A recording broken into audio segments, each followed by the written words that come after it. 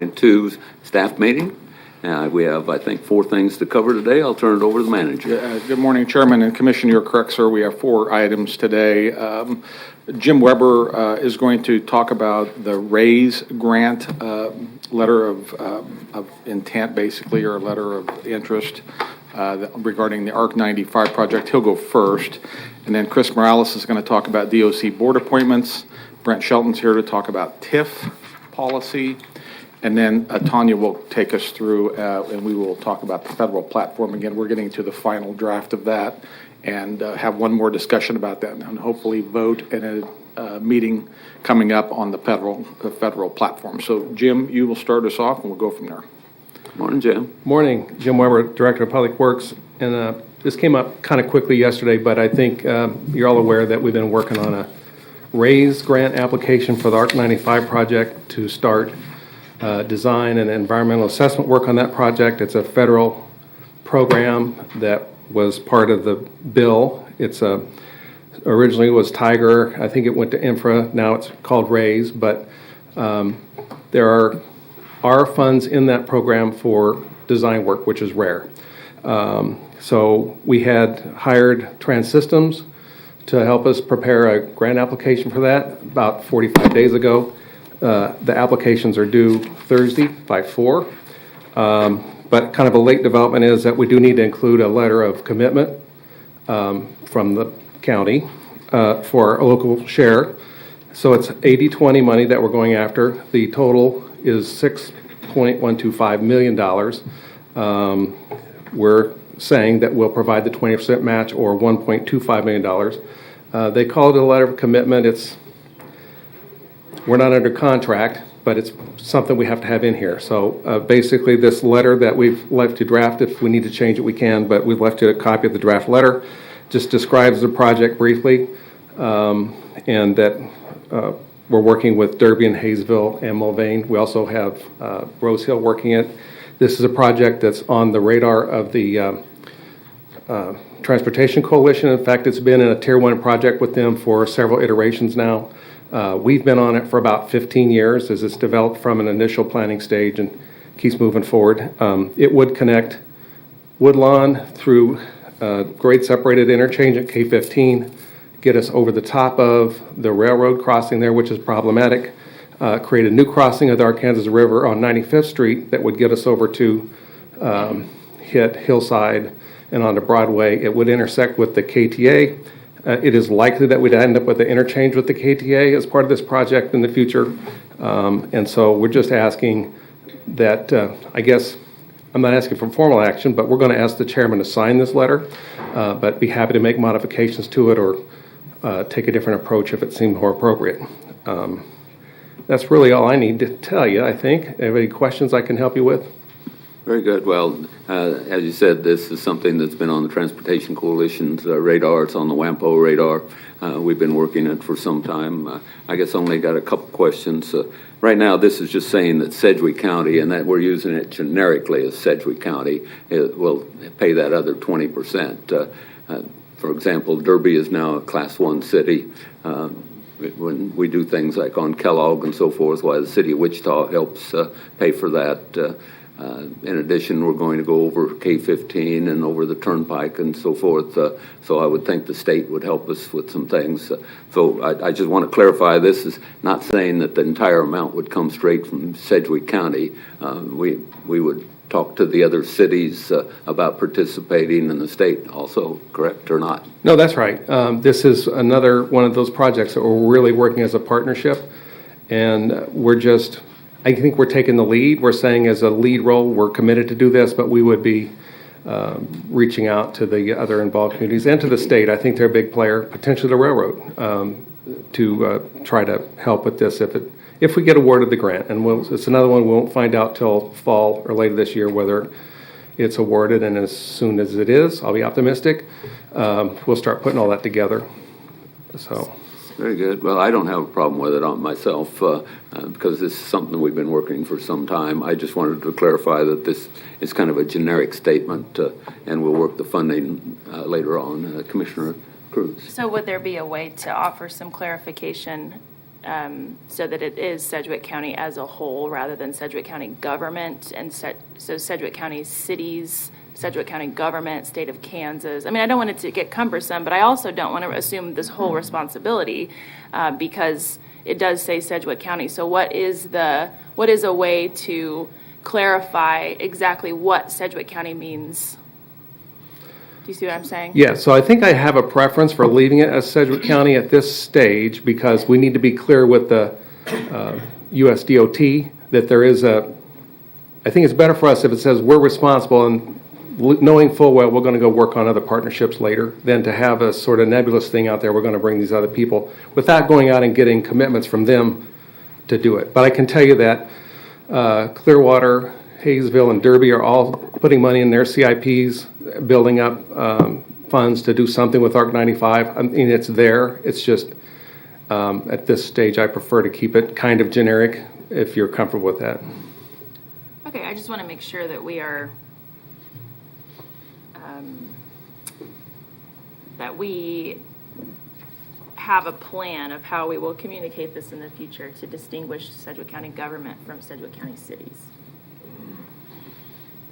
That's it. Thank you, Chairman. Very good. Commissioner Howell. Thank you, Chairman. I'm actually very pleased to see this morning. It took a few years ago, we had to fight just to keep it on our list, and so here we are actually having something substantial.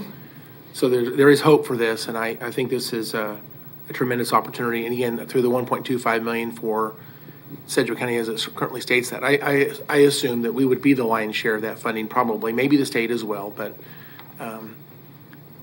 again, in the details there, if the other cities didn't want to participate, it may jeopardize the rest of the entire project. So I think they're going to be interested in making sure this doesn't go that far then fail. I think that they have a great interest in this. And in terms of my district transportation issues, I'll just tell you that K-15 it doesn't seem to be a lot of solutions to the traffic problems on K-15. This would help quite a bit. And the other thing I would say is from the county border all the way to downtown, there's no place to cross the railroad tracks. This would be the one and only place. And so this is if you and we also know the train traffic is increasing, so this is becoming more and more important for public safety and for to know that you can cross those trains no matter what's going on with the trains at the moment. This would be very important. My only question would be this: the $6.25 million. That's not a number I think I've seen before.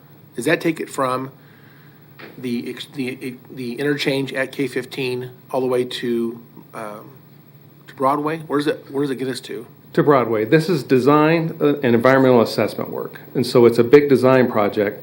And environmental assessment, we can't buy right away until we do that because we're looking for federal funding. So $6.25 million then is not construction? Not construction. That's going to be tens of millions. That's what I thought. That's okay. Thank you for that clarification.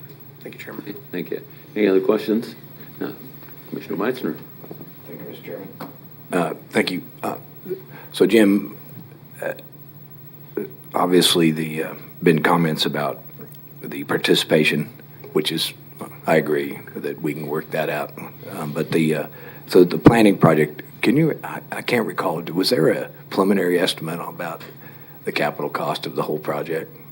We have done a study a few years back. There was second or third generation of studies, but I want to say this piece is in the $50 million range. Right. It's a significant bridge to cross the river. The interchange at K-15 is significant. Once we get down on ground level on the west side of the river, it turns into a more typical road project.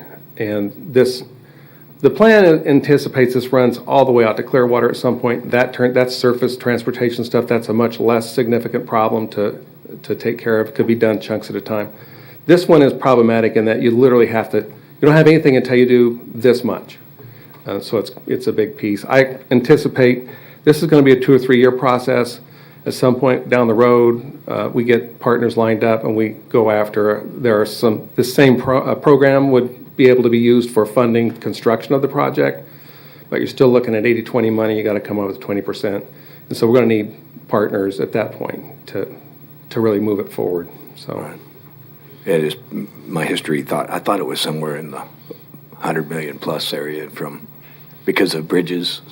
Over the trains and then bridges over. Anytime you build anything over the rail, it's expensive, it's difficult. We've got bridges that would come over K-15 itself. We've got the big bridge on the river. Right. It adds up quick. The nice thing about it, it's the only place that I can think of where we'll be able to work where most of this doesn't have a road in the middle of it already. There's no traffic control issues. Well, that's a good point. Okay. Well, thank you, Jim. Very good. Any other questions? I don't see any. I think that the consensus is that we support this. And is this one letter strong enough, or do we need to get something from WAMPO and the Transportation Coalition? We have some letters we'll be using from the other communities. I think this one is about our commitment for the matching share. So this is, I think, all we need. Sounds good. All right. We'll have that ready for you later today. All right. Thank you. Thank you. All right, Mr. Manager. Hey, Chris. Okay. Good morning, Commissioners. Chris Morales with Department of Corrections. I'm the Deputy Director of Administrative Services and currently serving as the Interim Director. I have with me this morning Abigail Lessman. If you haven't had a chance to meet Abby, she is a dynamite part of our administrative team.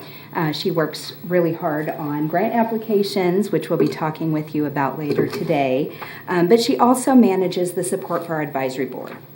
And that's what we're here to talk about this morning. You have two advisory boards, Team Justice for our juvenile services and the Corrections Advisory Board. This morning, we're just going to talk about appointments to Corrections Advisory Board for adult services, and we'll come back with recommendations for Team Justice. So on Corrections Advisory Board, we have 3 appointments that the term expired in February, and all of those are county commission appointments. 1 is an education appointment, and then 2 general appointments by county commissioners. So Abby and I personally interviewed the 5 applicants, and we are recommending 3. For the education appointment, Dr. Michael Burzer. Dr. Burzer is a professor at Wichita State University, and he currently serves as our chair of the Corrections Advisory Board. We like having a researcher on the board as he's very invested in outcomes and helps us a great deal in that area. He also understands the cost savings, which we think is very important, of putting clients on community corrections as opposed to sending them to prison, And then we have Deena Lee, who we are recommending as a general appointment. She is a school social worker at Marshall Middle School, and she also worked previously at the Wichita Children's Home. She has experience in her personal life working with people that have been system involved. And finally, on the flip side of your handout here, we are recommending Frederick Freeman Jr. He has a degree in criminal justice, and he currently works as a bail bondsman. When we spoke with him, he was very passionate about wanting to be the change that he wants to see in the criminal justice system. He has a desire to collaborate, which we really were impressed with over competition. He would provide diversity, a new perspective, and we think he'd be a good asset to the board. So those are our 3 recommendations out of the 5 applicants that we received. Thank you. I appreciate it. Commissioner Cruz. Thank you for being here today. I see that Michael is already on the board. He is. His appointment expired in February. So they serve 2-year appointments. He's actually been on a board for 4 years, and he would like to be reappointed. They serve 2-year terms at a time. Okay, so this is a reappointment. This is a not new reappointment. Yeah, Okay. Dr. Burzer. Okay, and then what is there a term limit? 2 years. I mean, as far as total no. terms. No, I don't Okay. believe so. No, I don't believe so. Okay. And so it says on here that he is a city-county joint appointee, so he'll just be a Sedgwick County appointee then now? Yes. Yes. Okay. Okay, that's all I have. Thank you. Any other questions? I don't see any. When is this going to be on our agenda? Just as soon as we can. Lisa and Carol. If you're okay with these, then they will go to Lisa and Carol, and they will set it on an agenda. So possibly the 20th. Very good. Is that the All right. Thank you for the briefing. Question, Chair. Thank you. Oh, I'm sorry. Commissioner Howell? And I don't know any of these folks personally, so I just wanted to ask a question. For someone being in the bail bondsman business, is there any view of a conflict of interest there in any way? Just a thought. We asked that question and feel there is not. Everybody agree? I just throw that out there. Thank you. Thank you. Thank you. All right, thanks for your time. Thank you. Mr. Manager, what do you have next? Brent's going to talk about TIF policy now, and he actually has a presentation for us.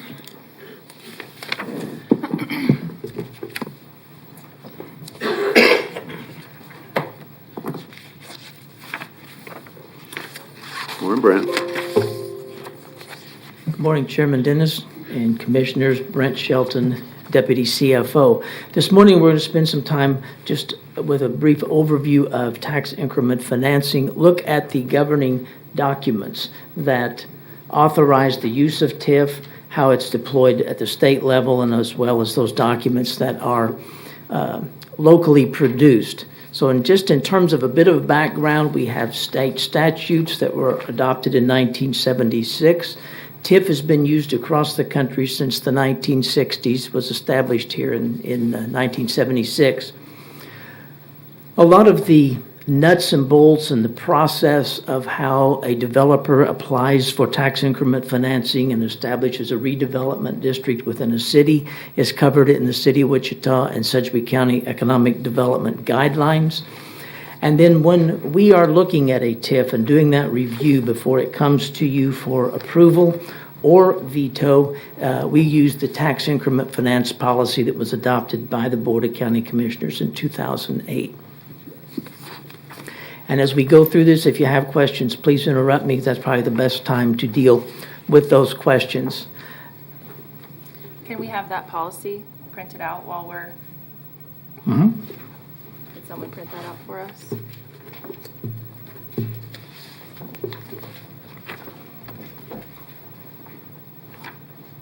Thank you.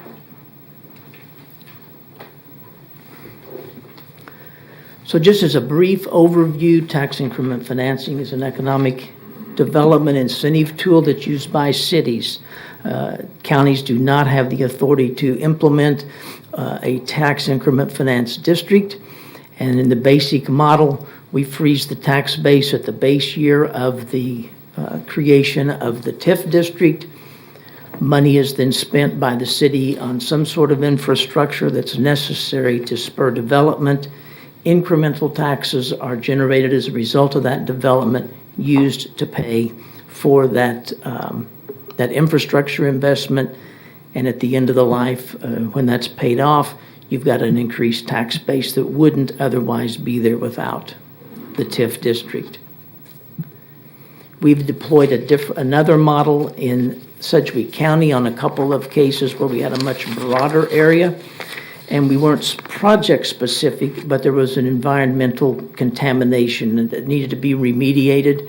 And that was in an area or a couple of areas where property values were declining. So rather than freeze the tax base, we froze the amount of funding that could be used to remediate the problem, so that even if values declined, there was a budgeted amount that would go toward that cleanup.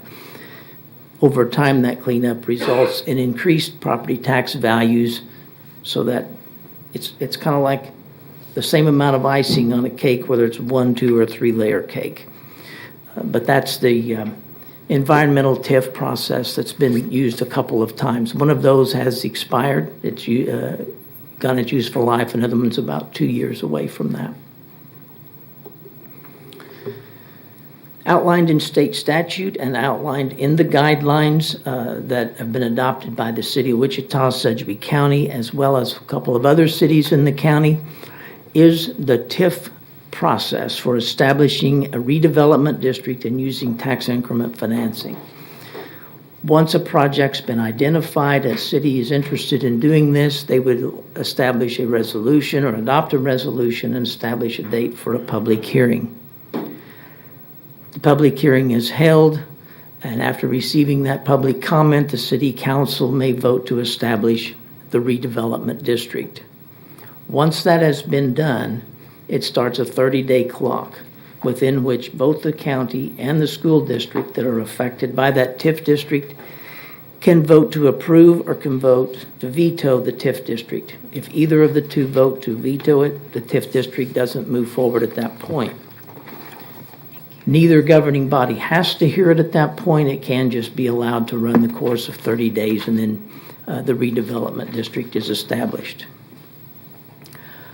Once the redevelopment district is established, the county clerk maps those boundaries, identifies the parcels that are in the TIF district from which incremental taxes will be collected and then distributed to that TIF district. But before that can happen, a project plan has to be developed. And that project plan has to be approved by a 2/3 vote of the city council. Amendments to the project plan or additional project plans later have to be approved by a 2/3 majority of the city council. But once the county's 30-day window has run and you've approved that TIF district, the county's say in anything other than a major amendment to the redevelopment district boundaries is handled with a 2/3 majority vote of the city council. And then we provide a ministerial function of levying those taxes, collecting those taxes, and distributing the taxes on the base amount to the local governments, and the taxes on the incremental value are then distributed to the tax increment finance fund.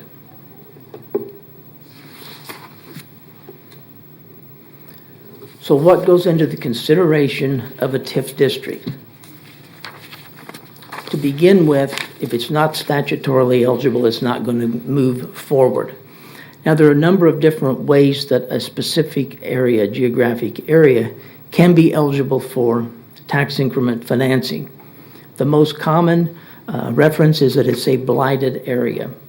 Within state statute, there are 13 different definitions of what can comprise a blighted area. It can be vacant without infrastructure. It can be a vacant building that's become obsolete. There are a number of different things. Floodplain considerations are things that can contribute to determining that an area, a specific area, is a blighted area. A conservation area is one that might be at risk of becoming blighted because it's got buildings over 35 years old, which don't seem like that old, but maybe they've become obsolete. There's a lot of vacancy.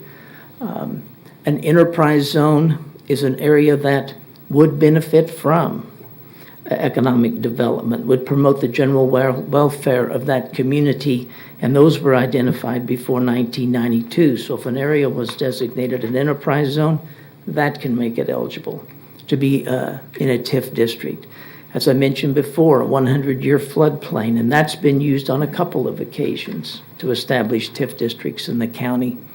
And then the environmental cleanup for those bigger areas that might need some remediation work done to just bring values back in line or to shore up problems in that area. Within the city and county guidelines, the majority of the process that's codified in those guidelines is establishing city procedure to deploy those statutory requirements. So the city has fees, a $10,000 application fee from a developer. They establish the objectives that they want to achieve in terms of establishing those redevelopment areas. Eligible areas are ones that fit into their economic development plan, their comprehensive plans. They determine codify those eligible TIF costs that are also listed in statute. It's basically subsurface improvements or infrastructure. If you come up out of the ground, it's a street, maybe street lighting or a multi-story parking garage. And then we get to project requirements, and that's been an area that I think was part of the reason, or the main reason for the discussion today, is that within the project requirements, we speak to there's been some language that's been I guess there's been a difference of opinion as to how it should be interpreted or deployed. And let me just read that language and we'll discuss how we've interpreted that or how I've interpreted it and presented it to the county commission. But it's the tax increment financing will only be used as final effort for funding. Developer must prove all other financing efforts have been exhausted. Now that's listed as the first of the project requirements. So I think the intent of that when this was developed, and certainly the intent that we use when we analyze TIFs, are that we focus on the project. That there has to be some sort of an inherent impediment to moving forward with development that can only be cured with some sort of a public incentive. So tax increment financing can be used in that case because the developer's still going to pay those taxes. They're going to pay for that improvement of that infrastructure investment because when they develop the ground, now we've got incremental taxes. It's not a free ride for that developer. They're going to pay those extra taxes that are levied in order to pay for that infrastructure that otherwise wouldn't have, otherwise would not have been that development. What we've seen in some public comment is that the focus has been on the developer rather than on the project. Could the developer, did they exhaust all other forms of financing? How many banks turned them down has been a question. And if we look at a developer not being able to get financed versus a project not being economically feasible, we're going to, I think, move to a point where we're only going to deploy TIF when we have a weak developer, a developer that doesn't have the financial capacity or the development experience to pull off the project that they're seeking TIF funding for. We've had a couple of cases where developers didn't provide financial guarantees or weren't able to stand behind those, and those TIF districts have not been successful. They weren't able to see that project to fruition, and then the money it fell back on the city to make up that shortfall. So within the guidelines, a number of things have been done to provide for personal financial guarantees of developers and to provide for a focus on the project rather than on the developer. So, I mean, that's how we've been interpreting it. I think that's the intent when this was developed, was that it would focus on the project. It's fantastic if you have a developer that could pay cash for a project, but if it's not economically feasible, they won't. They need some sort of public support to make the site developable, if you will. Throughout the rest of the guidelines, it just talks about the qualifications for the project, that it has to be eligible under state law. They then look at analysis and financial requirements. We want developers to have a lot of skin in the game. We've always kind of gone with the 3-to-1 guideline. The developers, for every $3 or for every dollar of TIF money, there ought to be about $3 worth of developer money. That's sort of the rule of thumb. It varies from project to project, but we're looking for developers that have the capacity to do that. Once the city has done that and it comes to us, then the document that's before you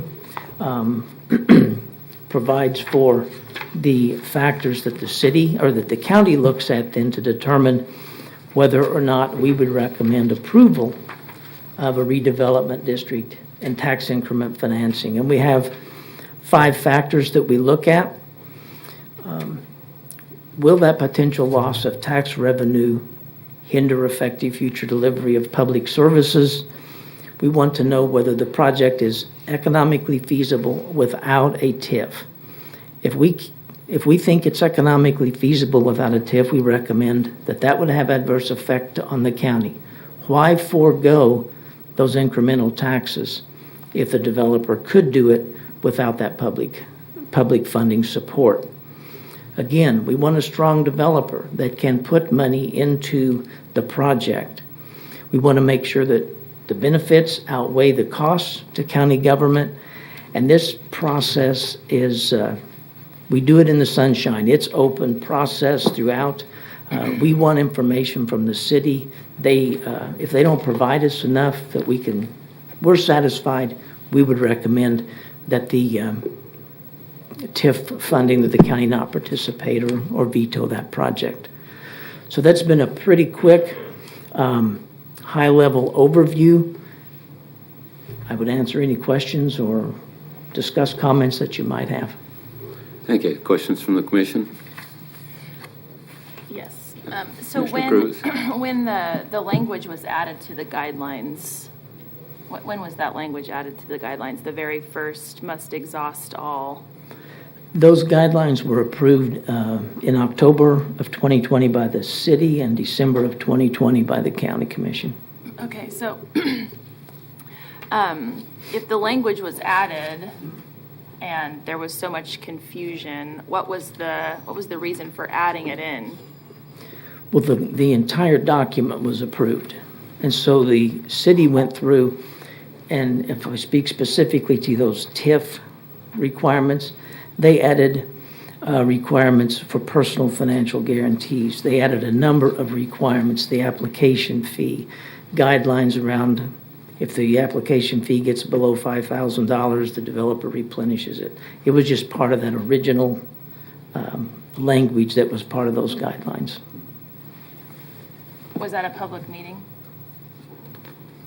Yes, it was approved at city council and then in a public meeting. So the language of the word exhaust, like what was, I mean, that to me seems like they need to figure out if they can't get any financing anywhere else. I guess that's really the hook, that's really the hang up I think that's, here. And so I just wonder, if that language was added, what was the reason why it was added? Was it meaning that we needed to have things submitted to us to say they exhausted it, or was it just like a rule of thumb? And how could we, I just wonder why it was added if now we're removing it, right? It's being removed. well, I'm not sure it's being removed. There have been some discussions about altering the language. I do not think that it's being, the city council's looking at the guidelines today. Uh-huh. There are a couple of other areas that I know that they are amending, but I think this was under consideration, but then was removed from the final packet. So I would recommend it be clarified to be, so that it's project focused. Sure. Rather Yeah. than leaving that ambiguity that exists today. Yeah, I think we should eliminate all ambiguities. I It's would not a appreciate perfect that. world, Commissioner. I wish we know, could, I too. wish it was. And then under the policy here, economic analysis and risk assessment process, bullet number 2, why is there a financial need for public investment and or subsidy? So do they fill this out, all of these questions? Is this a part of the application process that they'll submit to us? It's when they all apply for submitted a to TIF? it's all submitted to the city. To the city, Yeah, right. yes. Yes, they are required to submit in addition to the legal description of the project, a feasibility study. And I think in the feasibility study is where you get to whether the project itself is feasible. And if they can determine that it's not feasible, the city can agree with that. The city can hire a third party to analyze it. And if the third party comes back and says, no, you could do it other ways, then we should abandon the TIF funding for that project. But there's a pretty extensive analysis. And what we've seen is maybe a project is pretty risky when you're cleaning up contaminated groundwater, or you're doing, raising the minimum elevation a couple of feet because it's in a floodplain, that without TIF, maybe it renders a 1% return. But if you have that investment on the front end by the city, now it's 8 or 9% return. So now it's feasible for the developer to move forward. Okay. Well, I'm glad that we're having this conversation today. I've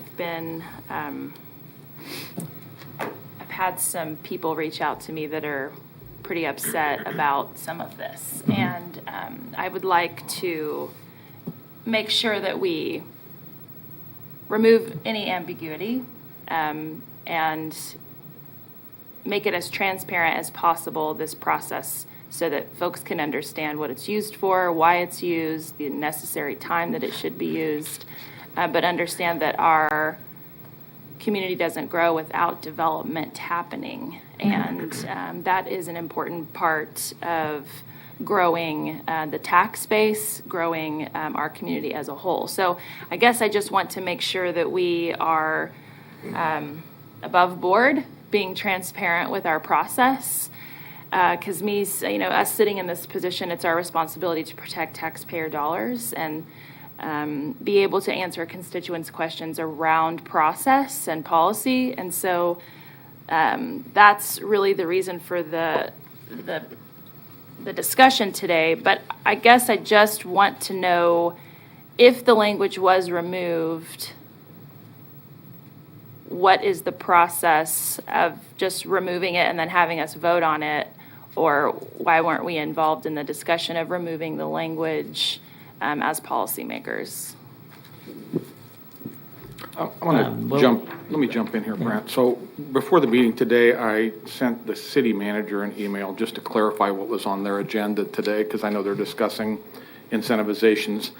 And his response basically is that there is no TIF change being proposed today. They are talking specifically about incentivization on airport runway property for MRO development. It is specifically and tactically, that is the discussion they're having today. So when we say that there's language changes or something being removed from the Eco-Devo policy, I don't know that we have validated that yet. So I will follow up with him after this meeting to make sure. Okay, so if it hasn't been removed, how do we remove ambiguity of what it means? Because that's really the question. So we've had some discussions within the last week or so with the city about some potential changes to that language. And I would propose something that makes it specifically targeted to it being focused on the project. I mean, it's part of project requirements, but the way it's written, people can interpret it based on the developer or based on the project. Okay. So I think the intent is project. We could clean that up so that it's focused on the project. We want strong developers with a project that needs TIF before we use it. Yeah, and again, I mean, I want our city to grow. I want for us to be able to develop properties that, like, the ICT 21 out there, that's been really an eyesore and a gateway to our city for a long time. So I just want for citizens to feel good when they call me, and a little less being chewed out, I would say, about why it's happening, or and then being involved in the process if the language is cleaned up and made easier to understand, so that there really is no question around what it means. And are we going to have that in an open discussion? How will that, if we are going to clean it up, what would be the best way that you would suggest that we do that in an open fashion? I think we could suggest some language and I would craft something that speaks to the project not being economically feasible without that support. Present that to the county commission. It could be presented to the city council, and then voted on in 2 different public meetings so that the public could comment about that. Okay. I think that would be okay. Very good. Any other questions for Brent? Mr. Chairman, thank you. Commissioner Meitzner. Brent, thanks for, again, another presentation on incentives. I know we went through exhaustive presentation back in 20, I think, in a budget process where we covered a lot of that. You were involved in the incentive programs were very, they needed improvement overall before. And I think a major part is I was at the city at the time and then transitioned to the county as we were finishing up that. And I think having personal guarantees on any gap was huge. Cleaning it up so we could be attractive to not confusing to potential development that was in conflict with what other cities were doing outside of the Wichita area. I do see that I can appreciate us wanting to be involved in a way, but the statute, as you provide, only the cities, correct? The county cannot create a TIF district, only the cities. That is correct.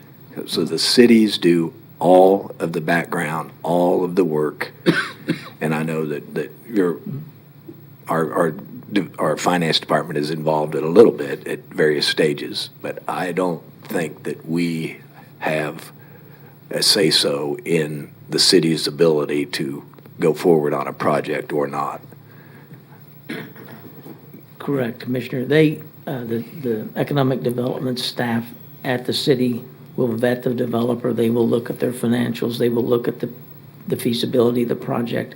And we review that information when we get the approval from the city. Okay, so when a city just goes through all of that and decides to approve, all of those are public meetings where citizens involved directly in that city or adjacent to that project can have every ability to voice their concern. Correct. Yeah, as I said, part of that process is the resolution establishing the date for the public hearing, notification, and so forth, and then the public is invited to come and speak to that. So historically, when a city approves it, it comes, I've noticed this 30-day notice comes to the school district affected, or if there's more than one school district, if it bifurcates in there. Mm-hmm.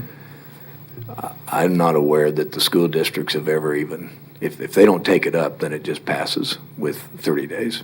Correct. The school districts are not involved because they've got their own reasons, I'm sure. They just know that, well, if this is good, it'll be good for our tax base eventually, and they'll put a school around there or something, whatever their reasons are. So the county, that when in your presentation on the considerations, when I first was looking, that county policy, that first one, I think I didn't like what it says, potential loss of tax revenue, because it's, as I'm reading the state charter, they use the word divert, divert, divert, divert. It's basically delaying and diverting future taxes. So they're still frozen where they're at during this TIF period. Mm-hmm. So there's no, I think that's a bad word, loss. Okay. But in reading the policy, I do see that in the state policy, they actually say, number one, potential loss. So you just copy pasted from from this. So May I blame my predecessor? well, I don't know why. But I agree that we could go through this policy and update. But I think the intent of that language is a loss if there's not a but for, we are losing funds. If we can't answer the question. If the project would happen without TIF, then I think that was the intent. It is a potential loss of revenue. Because we would be capturing the increment. It's 2008, I can't remember for sure. Whatever. So, okay, well, I just want, I know that it's Derby, Bell, I mean, some of our neighboring cities, you keep mentioning the city council, and clearly the city of Wichita is the driving force in most TIF districts, but there are other TIF districts in the, well, probably not Eastboro, but the other 18 cities might have a project, and that's up to them. And then if they approve it and come to the county, I guess we look at it, but it'd be very discouraging as a Sedgwick County Commission to go against something that a city's already done all the work on to grow the community and the revenues and eventually. So that, and I know we went through that, Brent, you're involved, we went through a lot of this. I think it's for about a year we worked on this, brought in national people to compare what was going on around the country. And so I think, there might be some ambiguity but I'm not one that wants to drive the ambiguity and be in conflict with what the intent of all these municipalities are looking at, is just my my comment. So thank you once again for presenting, again, one more of the incentive programs that's available in the community. Thank you. Thank you. Any other questions? Commissioner Howell? Just, thank you, Chairman. Just want to make a couple of comments and a couple of questions here. I think that Commissioner Meitzner actually kind of touched some of the things I wanted to talk about a little bit. But in terms of the taxes that would be paid by the project developer or whoever ends up in this and ends up using that development, I should say, they're paying increased taxes. Their tax base increases. So they're paying regular taxes. It's just that the government, the county, the city, and the schools are diverting, I like that word, diverting those tax revenues to pay for infrastructure that probably helps that project happen in the first place. And so it needs to be very clear when someone says there's no increase in taxes, we're talking about there's no increase in taxes to the government. We still collect our base, but the person who's using that facility, using that building or whatever it is, they are paying increased taxes. Those increases go to pay for the bonds that created the infrastructure. Am I about right? That is correct, sir. Okay. So one thing I would say this, county commission in the past, maybe at one point, maybe never voted on these.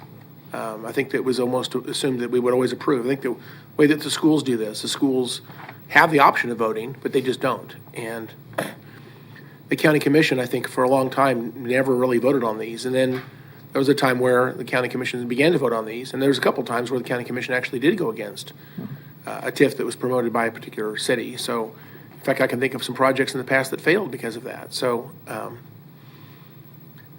and I think the reason that happened was because there was an accusation that some of these cities were maybe not interpreting some of these requirements the way that maybe they should have been. Maybe they should have been interpreting that. So I can think of one in particular, and I've talked about this a little bit, but there was a situation where there was a retail store going across the street from another retail store, and so the first store didn't get any type of benefit, but the second one was being offered a TIF, if you will. So there's a free market concern, and the second one of those, they build without debt, and they have very, very wealthy national company. So there was an idea that they don't really have a lack of funds. Revenue wasn't their problem, or financing wasn't their problem, but. So that's never been the argument. The question was it appropriate for them to use a tool that's out there? And I think that just like when we file our taxes, we use every possible tool that the government provides to us to limit our liability or to make to better our position, if you will. Personally, we take every deduction, every credit we possibly can. I think most of us do that. We do it legally, but whatever the tools are, we follow those rules. And I don't blame these developers for trying. But there ought to be some judicious thought as to whether or not these are being applied, in accordance with state law. I've said in the past, I'm not always going to be a yes. I'm not always going to be a no, and that might drive some people crazy. But I think that most of the time I am a yes. I think most of the time you and I talk about these. My very first question is there a but for and is it real? And you always say, yeah, there's a but for. But for this help, this project will not go forward. And so I think about the one we just approved recently. There was a groundwater contamination issue.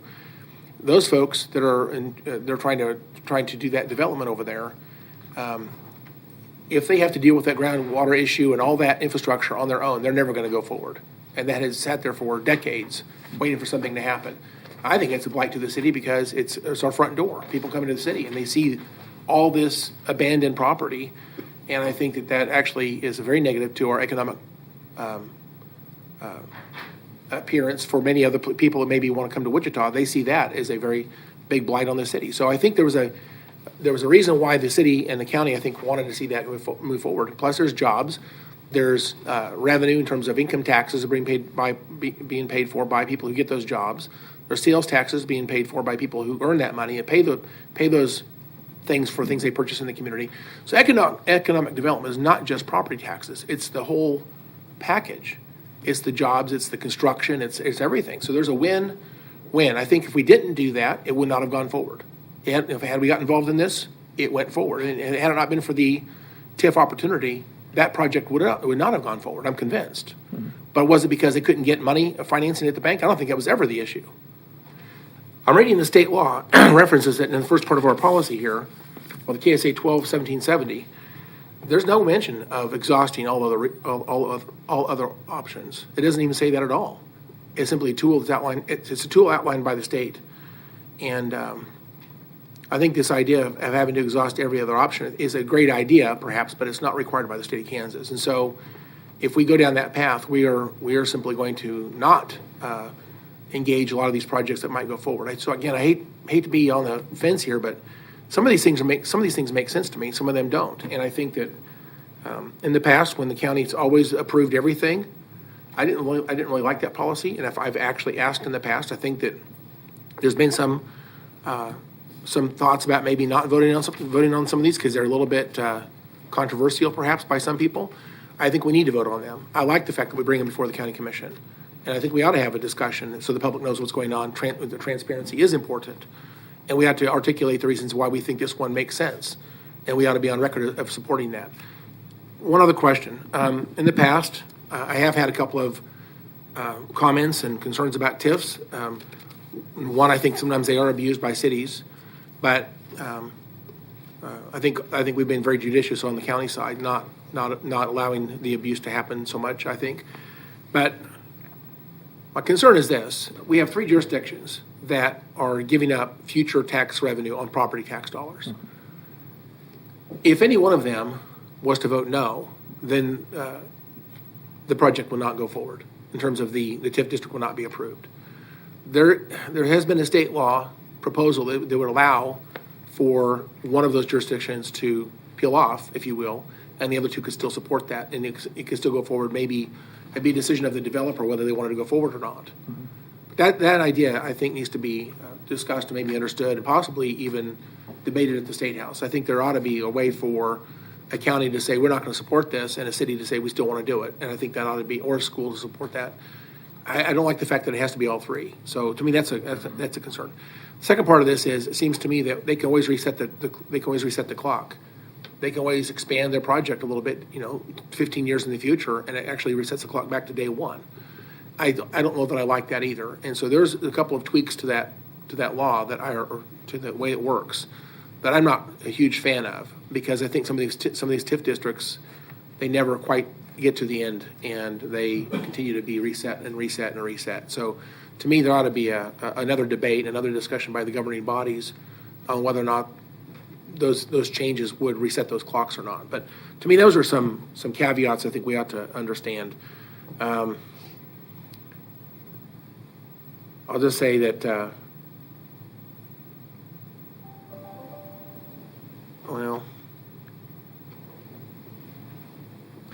finally, I guess I'll just say this: the ones we have supported in the past, our return on the investment has been favorable to the county, and I think that if it was not favorable to the county, we would not probably support that. So that's one of the caveats. I think we've been very careful. I think making sure that the projects we support have been beneficial to taxpayers and beneficial to the community.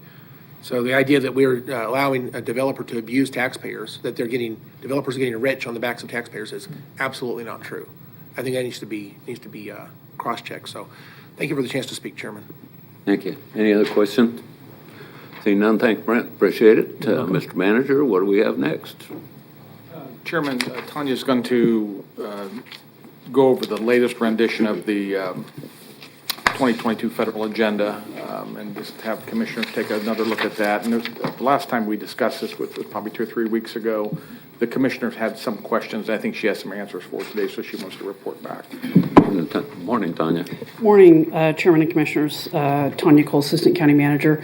As the manager mentioned, last time we went over this was a few weeks ago, and so since that time, I have had some discussion with Jim Weber, and with manager and I have had a discussion with Jim Davenport, our federal lobbyist, and so we have some revisions and updates to the federal platform. So I thought what I'd do is just go over this kind of page by page. and talk about those revisions, and then ask for your comments and additions that you might have, or revisions to the federal platform. So just right off the bat, what I'd like to just mention is that we took off the Amtrak piece. As I understand it, we are going to do the support for that through our state legislators, and less through our federal legislative delegation. And so just wanted to kind of have a discussion on that, and specifically ask Chairman Meitzner if you have any comments on that. Jim, I know that you were part of that discussion as well, so I'd just like to stop there and see if we want to have a discussion on taking Amtrak off. Thank you, Tanya. Mr. Chairman, thank you. Just I think to help clarify for this document, and in I think Davenport, Jim and the chairman have been part of the recent discussions. So one statement was made by Amtrak, and in a way, I think KDOT, was that all of the work at the federal level has been accomplished, and you're saying yes, and you're saying yes. So not having it on here is probably officially correct, because at the federal level, I think we're set, and all the work has been done. Not my perspective, but the DOS, Department of Transportation, and the federal. So it's still a hot topic, and it'll be played out through this year. I think January, February, beginning of next year is a date where the final service development plan will be known and presented, and so final costs will be known, both capital and estimated revenue figures. And so it'll be a state of Kansas and a state of Oklahoma and local jurisdictions' decision at that time of how do we, if they're 20% match, how that's divided up, and I could, blah, blah, blah, I could go on. But we've had so that's probably, it did jump out to me that it's no longer on our federal agenda, but there's justification as to why it's not not done and gone project. It's very active, but it's just not part of our, and if Davenport was on the phone, I think he would probably concur that and he continues to be in contact directly with the Amtrak station, or the Amtrak headquarters in Washington is very close to Davenport's office, so he's in real good contact with them. So that's just my kind of a clarification. Tom, you had it. Commissioner, we'll go ahead and validate that with Mr. Davenport, that, and this is still a draft that you guys have not voted on, and if he feels differently about that, we'll bring that back to commission. Okay, go ahead. And I agree with Commissioner Meitzner. Just in the last month, we've had 4 different meetings on Amtrak. We had the folks coming over to the GWP that we set in on, where Amtrak came and briefed GWP and a number of other individuals. Then we had a special meeting of the Transportation Coalition, and we discussed it at that point. We then had a Zoom meeting with ODOT and some of the legislators from Oklahoma, and they all agreed with what is the next steps. And then we just had another Transportation Coalition meeting here last week to discuss it. So I think we're on the right track right now. It's really ODOT and KDOT that have the ball currently, but that doesn't mean that we have a local consult meeting coming up this week here in Wichita, out at the Air Museum, and all the commissioners are invited. Make sure you RSVP if you haven't already. But that local consult meeting, that's one place that we can then talk directly with KDOT. Now, I don't know the structure of this local consult meeting. Each one has been a little bit different in the past. From what I understand, we don't have a speaking part during this, but in the past there's been some breakout sessions where that we can speak to our priorities. And just to remind everyone, our priorities are a lot of the things that are in this legislative agenda. The Northwest Expressway, the Amtrak, Arc 95. These are all things that we ought to be, if we go to the local consult, these are things that we need to make sure that we're stressing as we move forward, because these are things that the state needs to help us with. So just wanted to make sure that everybody understood where that I think we are at right now. Okay, on the first item you'll see here is an addition there, the congressionally directed spending request. Senator Moran was entertaining a request for appropriations, so we asked for these 4 items, and they are in priority order.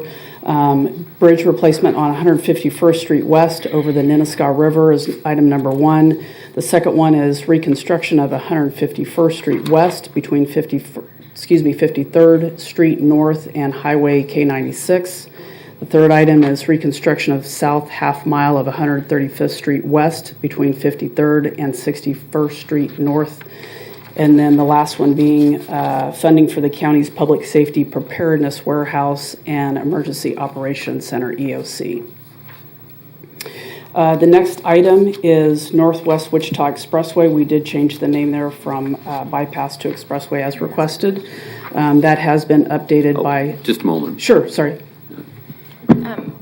I would like to ask, I read through this and I don't see anything that mentions bike paths or walking paths on these. I do see appropriate shoulders, but I wonder what the conversation has been around the design of roads and bridges with the incorporation of bike paths and walking paths that are already designed into it. So we do look at that on every project. The 3 projects we have listed here are very rural, and we don't have any. I'm not sure what we're doing. I don't think we have bike on the bridge, for example, and I don't think we're planning to put it on 151st. 135th is next to the industrial park, and I don't think we have a plan for it there. It just isn't, at this point in time, we don't see needing it for so far out that it doesn't make sense to try to incorporate it right now. But we do look at it on everything we do. So this bridge, though, how long is it? What's the lifespan of this bridge? Well, we're going to tell you it's 75 years. So in 75 years, we don't think that we're going to have a need to ever walk across or bike across any of these roads. Well, they'll have shoulders on them that, like this one, for example, over the Nenaska does not have a shoulder. It is 2 lanes and that's it. We'll have shoulders on them, but this is south and a little bit west of Clearwater. I don't think Clearwater is going to get out there even in 75 years, and they're not going to cross the river. It's not a route that we have anybody telling us that they're using right now. Like, we know 21st Street, there are people that like to run from in town, clear out the Cheney Reservoir and back. We definitely will look at it there, but we don't think so. But it adds, for example, on that bridge, it would add a significant cost to the bridge that we don't think it makes sense right now. Okay, well, I mean, it's the old adage, if you build it, they will come. I mean, how do we know that there aren't people who want to utilize it but haven't been able to utilize it because they don't feel safe? When we talk about, I mean, we just saw over the past 2 years about how many people are getting outdoors, how many bikes were flying off the shelves. And as a county, when we talk about health and all policies, that would be one thing that we would probably start needing to consider, that we need to start building those networks of connectivity that are built for people rather than cars. And that includes cars, right? But that's not the only thing that we're building for. So I'm glad that we're considering it. I'm sad that we're not going to be putting it on here, because in 75 years, we could see a whole new change of how people navigate their world. And if we don't have it in here, it seems like we're kind of missing an opportunity to do it up front rather than wait until people want to start utilizing it. And again, I think we're in a compromise spot where we will have shoulders out there that we don't have now. That if you were a true fan of biking in the wilderness, you could be out of their travel lanes and still get through there, but it won't have a dedicated bike lane. But if you're cycling across Kansas, if you're cycling long distance, those bikes aren't built for off-road. Not going to say off-road. I'm just saying that this is way out there. It's not close to any population center. So I guess the point that I'm trying to make is just to really consider it and see how if we just built every single road and every single bridge with a bike and a and a walking lane, would they be utilized? We just never know that. And so I think it's important for us to really start considering how we're designing things for people. Appreciate that. And just to speak for 151st and 61st, we're having to do that because we're putting 280,000-pound tractor trailers on those roads every single day. And I don't know that 80,000-pound tractor trailers are very compatible with a bicycle 5 feet away from them, or even closer than that. So it is very rural. It's designed to move all of that grain in and out of the Colwich ethanol plant. So I wouldn't even want to walk down that road, honestly. That is another example that doesn't meet a standard right now, but when we reconstruct it, it'll have shoulders on it. Again, I'm not a crazy biker. I'm with you. I might not go down that shoulder, but there would be a way to be off of the lane and still get down there. Okay. Next item. Oh, Mr. Chairman, sorry. just to follow up on that, and Jim, I think you spelled it out right. I know that we just completed, WAMPO is very involved in all of these projects that have, and WAMPO always has, they review for biking and walking, walkability, bikeability, and all that stuff. And so if you watch any of the WAMPO meetings on any of the projects, you'll see that is being discussed extensively. And we just completed a special walking and biking bridge down at Campus University on, what street was that? Campus High School on Campus. Meridian, over the big ditch. Right. And so, and I know the city incorporates a lot of bike and walk, and like you mentioned, 21st Street out to Cheney is I think this is all logical. I would not want to add the cost and the confusion into these projects that haven't been fully vetted before as you've done it. So, and again, anybody can watch and go to a WAMPO meeting and watch all these projects and voice in their concern about walkability and bikeability. So it's very aware. So thank you. Thank you. Thank you.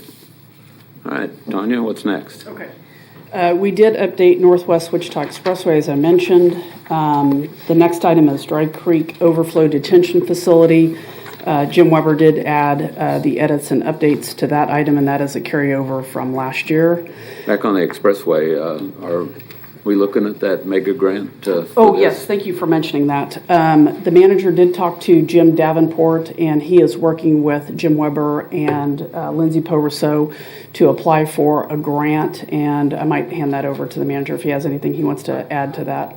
I think the due date on it was end of May, and I know Jim and Lindsay and I, we just started talking about it last week after talking with Davenport. So we'll keep you updated on that. Good, and we'll have to keep the state involved in that because even the match on that, we're going to have state help. We're not going to be able to cover the match ourselves. Yeah, it seemed like that was a 40% match, if I'm remembering that correctly. Yeah. It's significant. Okay, thank you.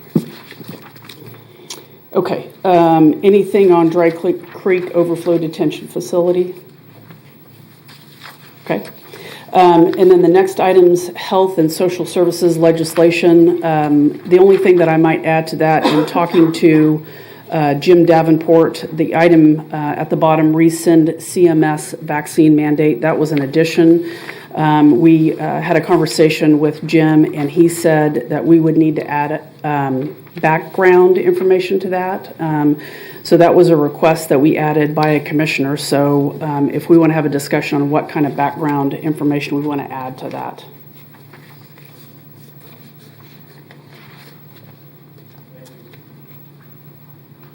Okay. I think Jim's point was that if we don't add background information to it, then it should not be on the agenda.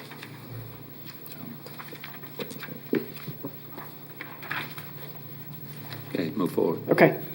And then the last items, Commissioner Cruz, we had a conversation with Jim Davenport. I know that you had some issues with some of the language that was used on some of the programs. He did mention that those are federal names and that for some of those, for all of them, they just can't be renamed. But I did talk to him about, and I'm having trouble finding it, it was the drug court and veterans court, we were able to add, so it read drug court programs, and he said that we would be able to add drug court and veterans court programs, so we added veterans court to that. Okay. And that is all I have. But we got the new judges that We did. will be up to for election here in November and take their seats in January. That's correct. And the purpose of those is for Veterans Court and for the Mental Health Court. That's correct. So, does it belong on here if we've got it already? In talking to Jim, I think his druther is, it doesn't hurt to have these on here. I can take it off, but I certainly think it doesn't hurt to add, to keep this on here. Okay. But I can certainly take it off if that's how the But I don't commission want feels. him spending a lot of time and effort Sure. on something that we've already accomplished. Okay. Any other questions on our legislative agenda? I don't see anything. Thank you, Okay. Tanya. Thank you, and we'll have a conversation with Jim Davenport, and then hopefully we can come back to you on a commission date for adoption of this. Okay, Mr. Manager, what else? That was all we had today, sir, from the staff. Very good. Well, I want to remind the commissioners that today at 2:30, if you're interested in going over to the zoo, we've got our Attorney General, Derek Smith, is going to tour the zoo. So everyone is welcome to go over there for that. I want to remind everyone, I mentioned it earlier, that we have the local consult coming up later this week. We also have, and I need a little bit more detail, I know Communications put out a notice about the opening of the Stingray Cove. I appreciate that, but I don't know yet what the commissioner's role is in the opening of the Stingray Cove. Do they want us over there? Do they want photo ops?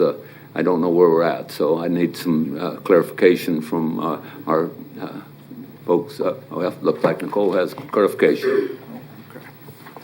Hi, Chairman and Commissioners. For the record, Nicole Gibbs, Community Relations Specialist. For the Zoo Stingray Cove, it is kind of a low-key event. There will be media there, but you guys are welcome to go see the stingrays, interact. There is, if you so choose, an opportunity to interview with media. The Strategic Communications Director over there, Jenica King, would be able to facilitate that for you. So there's not a formal ribbon cutting for this event. And so, again, it's just low-key, and if you want to visit, you're welcome to. Very good, thank you. course. And I do want to remind the commissioners, I won't be able to make WAMPO today because I am going to be over at the zoo since I'm on the zoo board, but we still need a quorum today for WAMPO. Councilwoman Tuttle is going to run the meeting for me today, but I would love to see everybody over at the zoo, but I also want to make sure that we have a quorum for WAMPO today. I have one question. Yes. I know that Commissioners Dennis and Lopez will be meeting with Secretary Howard this week regarding the Regional Mental Health Hospital, and I wondered what would be shared with her and what that conversation would be. Commissioner, I had forwarded all of you the draft of the KDAD's speaking points to state legislators. So our state lobbyist has set up this meeting to go over that document and make sure it's consistent with what our legislative platform had envisioned, and that's the point of the discussion today, is just some language cleanup.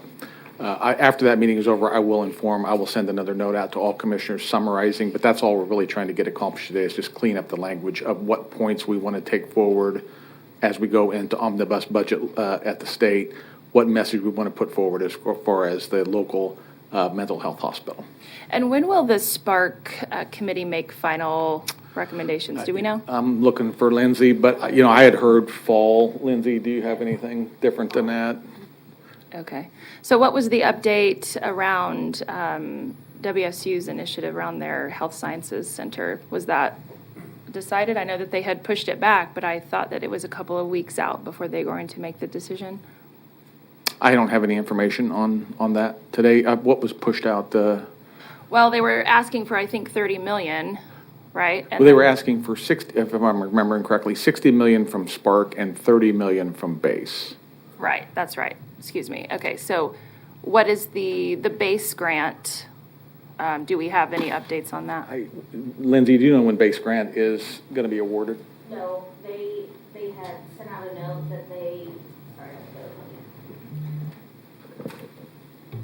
had sent out a note that they received more applications than they expected, and so it would take them longer to review, and so there is no time frame that I'm aware of for an announcement right now. Okay.